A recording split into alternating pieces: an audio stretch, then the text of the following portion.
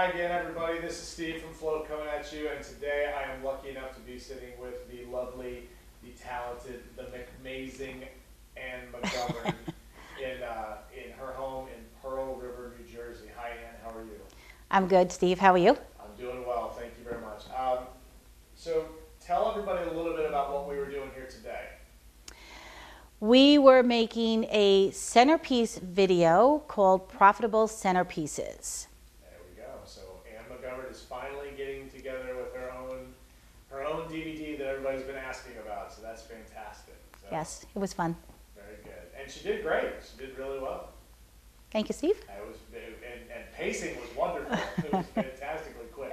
All right. So really quickly, I want to ask you some questions about Float and everything. So first off, tell us a little bit about what you're going to be teaching this year at Float. I am going to be teaching a class on air-filled centerpieces, which is my favorite thing to do. So I'm so excited about it. And then I'm going to be teaching another class on themed centerpieces, with most of them being air-filled also. Just because that's mostly what I do, and I'm very excited about it. Okay, so what would the difference be between, say, the air-filled and the themed centerpieces? The themed is more about adding details, and you know, not every party has a theme. I know, like, if it's a 50th birthday party, technically that's still a theme, but it's more about the challenge when someone says, I'm having Yo Gabba Gabba, and you have no idea what Yo Gabba Gabba is, which has happened to me. And it's not as easy. There's more of a challenge with it, and more time usually spent designing, and how that has to be profitable also. Your time is money, and you have to be charging accordingly. So basically that's it. Okay. Now, of course, you were actually, earlier this year, you were one of the 7 nominees that had been put in for the last teaching spot we had at Float. And so it must have made you feel pretty good when the fact that you and Jill Shortreed kind of ran away with the voting. It had to be a nice feeling for you. It was great, but everybody on that list was so talented that I would go to any one of their classes as it is. And in fact, I can't wait to go to classes at Float. Yeah, of course, you're always happy when, because I'm thrilled to actually be teaching centerpieces. That is, I think, what I'm so happy, because it's so in my comfort zone, and it's what I love to do. I could make centerpieces all day long. Give me a sculpture, I start freaking out. So, you know, depending on what the sculpture, if it's on a frame or something like that. I'm not a big framer. It's a huge challenge for me, out of my comfort zone. So I love making centerpieces. And of course, it's funny you mentioned sculpture and you freak out, because for those people that don't realize that Ann McGovern could have very easily been the 2013 Designer of the Year had she entered the large sculpture competition, because you did so well in centerpiece and you did so well in entrance decor. So do you regret that choice of not entering large sculpture? No, not really. You know what, the first year I went to Float was 2009, and I got my CBA. It was the first convention I ever went to. I had a blast. I didn't know a soul. And then, you know, everybody was so friendly. The second year I went, 2010, I tried my first competition and I entered centerpiece. So for me, that was a big step. So everything with Float has been a stepping stone for me. So I don't regret anything. And then the following year, the 2013, I entered centerpiece, freestyle centerpiece, and entrance. And I just even thought that was a lot. You know, for me, it was just a stepping stone. Probably if I wasn't teaching this year, I might have went to large sculpture. But, you know, I have worked on large sculptures, but no, I don't regret it. Now, of course, going back to the election, you were actually chosen the top vote getter. And then Qualitex, of course, still had 1 spot left in their teaching credentials, so they said, oh, well, then we're going to tap Ann. Which, of course, put me in a really kind of awkward situation at first, because here we had this election, and then all of a sudden now you were sponsored.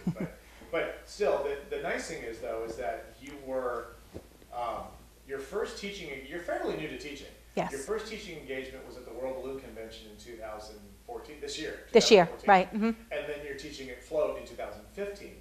So since you are new as an instructor, what are some of the challenges you've discovered going from being just a general, hey, I'm working my balloon business every day, to suddenly becoming someone in the industry that is politically oriented or someone that is recognized as iconic? What kind of challenges does that present? Or even as a teacher, what challenges do you experience as an instructor that you never expected to deal with? I'm not sure I'm answering your question correctly, but I think that teaching is a lot more involved than I realized. It's a lot more prepping. It's a lot more, it takes a lot of time even away from your business. So not that I don't love doing it and I'm happy that I did it, but I think I didn't realize how much time goes into it. And at World Balloon, I didn't get to go to a class. And I love going to classes. I love learning new stuff. I feel like you never stop learning. And there's always new tricks. And if I can always get like one trick that's going to make me go faster or make my life easier in my business, I want to learn that. So I think that's been a challenge for me as far as people knowing who I am. I think sometimes the challenge is, I love getting the emails, but sometimes it gets a little overwhelming and I don't want to not answer somebody. So I try to answer somebody, but I'm not always as quick to get back immediately if I'm busy. So that's about it. Yeah, you've answered the question exactly. So okay. Yeah, there was no right or wrong answer. Okay, I just wasn't sure if I was understanding totally. No, you were. Yeah. Okay. And actually, you got both angles of it, so that's good. Okay, now as part of the Qualitex design team, you are helping out with opening night decor this year. So tell us a little bit about your role with that. Lisa's doing it. Lisa Swiger. I am helping. I'll do whatever Lisa tells me to do. She's the designer. Jill and I are helping her, and I will do whatever Lisa tells me to do, and I'm very happy to do that. Lisa's great. Yeah, Lisa's fantastic. All right, and I'm really excited about to see what you guys are coming up with. All right, now you've been the last couple of years, you've actually been a very, very, very, very big cheerleader for Float, which we really appreciate. What are some of the reasons why you like Float so much? I do like the smallness of it, and I like I said, the first year I went, 2009, I was pretty much a newbie. Like I didn't know a soul, and I went and I was in awe of the people, and I loved that I walked in and I didn't know anybody, and the large sculptures were going on, and I think it was even you said to me, "Do you want to help?" And I was like, "Yeah, can I?" And right away I went in and I helped with Cheryl with the Rubik's Cube. I had never used a precision air. I had never inflated with a foil inflator. And I sat there and they were so kind to me. People were just kind and friendly. There was nobody snobby. Nobody did not say hello to you. And, I was in awe when I saw like Patty Sorrell's entrance and, all the Tammy Corzine, I think, had a beautiful entrance and it was just beautiful. And I was in awe of it. I was like, wow, can I do? But I think that those people that I met 2009 and 2010, just you meet so many people that you become very friendly with. Like they become my real friends. And, I know I can count on them if I have a problem or I need help with something or just to chat. And I don't think sometimes when you go to some other conventions, they're so big that you don't get that intimacy that you get. And I've always loved the classes too. I think there's a great variety to choose from. Now, this year we have, as you know, we have record numbers coming to Float. I know. So we're excited. We actually had to cap it because we were afraid of it getting too big. So with so many new people coming to Float this year, what advice would you give to somebody so that they can maximize their experience? Well, the first thing is if anything's offered hands-on, go do it, because that's the way you're going to meet people. Like if you're going to learn so much. Plus, when you're working alongside an instructor or a fellow floatee, you're going to talk to them, you're going to meet them, you're going to learn them. Don't be afraid to come up to someone and say, "Hi, my name is, where are you from?"